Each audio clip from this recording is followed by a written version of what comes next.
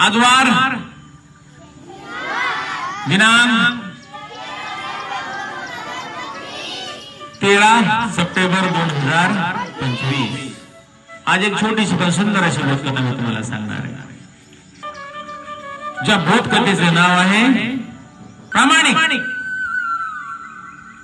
एक मोठा बंगला असतो, बंगला माहिती? त्या बंगल्याच्या आतमध्ये सुंदर सुंदर सफरचंदाची वगैरे झाडे असतात आणि त्या बंगल्याचा मालक काही कामासाठी बाहेर गेलेला असतो आणि त्या ठिकाणी त्या गेट वरती एक नौकर त्या ठिकाणी वॉचमन म्हणून नोकरीला असतो आणि त्याच्या शेजारीच काही गरीब लोकांची घरं असतात आणि मग त्या नोकराला काहीतरी एक अर्जंट काम मिळतं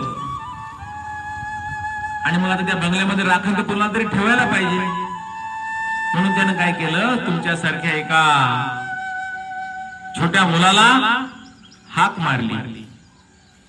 त्याला सांगितलं, बाळा मी जर आता एक 5-7 मिनिटांमध्ये जाऊन आलो, तोपर्यंत या इथे गेटवर बसतो का रे? तो मुलगा म्हणाला, ठीक आहे काका, मला आणखी शाळेला जायला वेळ आहे, मी थांबतो। आणि तो मुलगा त्या गेट मध्ये त्या वॉचमनच्या खुर्चीवरती बसला। त्याच्या बाजूलाच सफरचंदाची एक पूर्ण टोपली भरलेली होती। सफरचंद माहिती ना, आवडतं ना सगळ्यांना। त्या मुलाला पण ते सफरचंद खूप आवडायचं।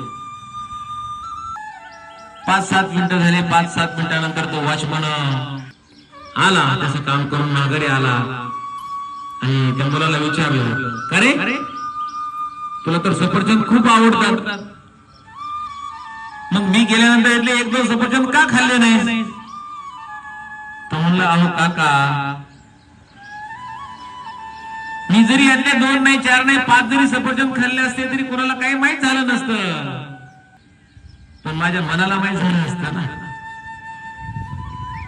माझ्या अंतरात्म्याला चोरी केल्याचं पाप मिळालं असतं ना। न विचारता सफरचंद खाणं म्हणजे ती काय झाली, चोरी झाली, म्हणून नाही हो खाल्ले मी।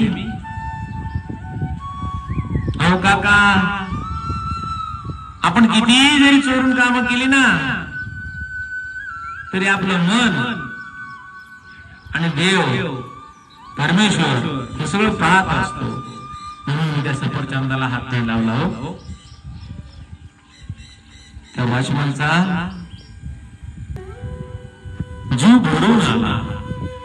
एवढ्या या छोट्या मुलामध्ये असे जर संस्कार असतील आणि या वयामध्ये मुलं जर अशी एवढी इमानदार प्रामाणिकपणे वागत असतील तर खरोखरच या देशाला काय आहे, भविष्य आहे।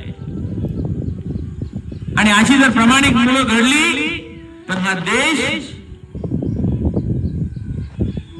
महासत्ता व्हायला काही वेळ लागणार नाही। अशी प्रामाणिक मुलं घडणं ही काळाची गरज आहे आणि हे संस्कार या बालमनापासून झाले पाहिजे। तुमच्या पुढे कोणी ठेवली अशी टोपली, तुम्हाला कोणी राखून बसवलं तर तुम्ही खाणार का रे? एका आवाजात सांगा, मोठ्यानं सांगा, बरोबर आहे की नाही? या कथेतून बोध काय घ्यायचा आहे? प्रामाणिकपणा खूप महत्वाचा आहे, बरोबर आहे की नाही? प्रामाणिकपणा काय आहे, खूप महत्वाचा आहे आणि हेच संस्कार भविष्यामध्ये आपल्या काय होणार आहेत, कामी येणार आहेत। आणि प्रामाणिकपणा हीच खरी आपल्या आयुष्याची काय असणार आहे, गुरुकिल्ली असणार आहे आणि हा प्रामाणिकपणाच आयुष्यामध्ये आपल्याला काय करणार आहे, मोठं करणार आहे। ठीक आहे, खूप खूप धन्यवाद।